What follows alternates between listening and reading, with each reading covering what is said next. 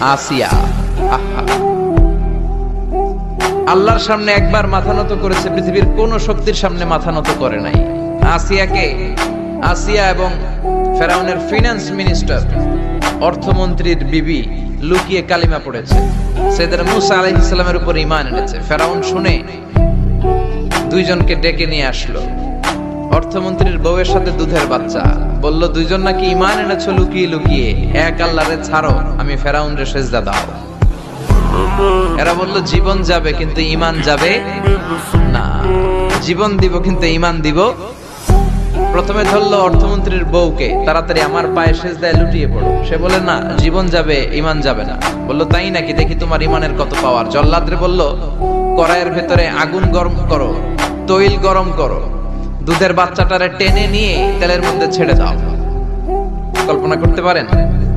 দুধের বাচ্চাকে মায়ের বুক থেকে ছিনিয়ে নিয়ে তেলের মধ্যে ফালাচ্ছে, বাচ্চাটা রোস্ট হয়ে যাচ্ছে, আর বাচ্চাটা বড় মানুষের মতো মাকে বলছে, মা চিন্তার কারণ নাই, এটা উত্তপ্ত তেল নয়, এটা জান্নাতের বাগান। ভয় নাই মা, তুমি চলে আসো, তুমিও লাফিয়ে পড়ো, শাহাদাতের পেয়ালা থেকে মিষ্টি সুধা পান করো। মহিলার ঈমান আরো বেড়ে গেল। সে বলল আমি, জীবন যাবে ঈমান যাবে। ফেরাউন বলল তোর ঈমান কত আমি দেখে নেব।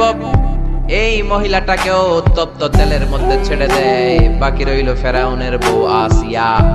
আসিয়ারে ফেরাউন বলল, আসিয়া এক আল্লাহর ইবাদত ছাড়ো, আমারে সেজদা দাও। আসিয়ারও এক কথা, জীবন দিব ঈমান দিব। ফেরাউন বলে, আসিয়া তোরে উলঙ্গ করব, বউ হয়েছিস, আই ডোন্ট কেয়ার। হাজার হাজার মানুষের সামনে নিজের বউকে উলঙ্গ করলো। তক্তার মধ্যে উলঙ্গ বউকে শুইয়ে হাতের মধ্যে পেরেক ঢুকালো, পায়ের মধ্যে পেরেক ঢুকালো। এক একটা পেরেক ঢুকায় তক্তার মধ্যে ছিদ্র হয়ে ঢুকে আর ফিনকি দিয়ে রক্ত বেরোয়। আসিয়া চিৎকার মারে। ফেরাউন বলে তাড়াতাড়ি আসিয়ারে তেলের মধ্যে ফেল।